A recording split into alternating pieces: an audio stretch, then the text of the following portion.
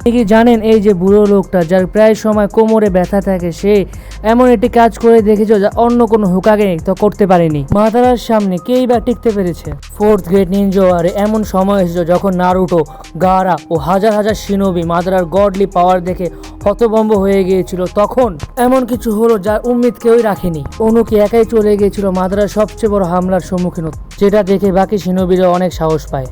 অনুকির কাছে এমন কিছু জুৎসু আছে যা শেষ সময় অনেক কাজে আসে এবং অনেকে যান বাঁচায়, যেমন লাইটেড বোল্ট টেকনিক, যেটার মাধ্যমে মাদারার সবচেয়ে বড় মিটিওর টেকনিক এবং পুরো টার্টল আইল্যান্ডকে নিজের মাথার উপর নিয়ে গেছে, যা আর অন্য কারোর দ্বারা সম্ভব না।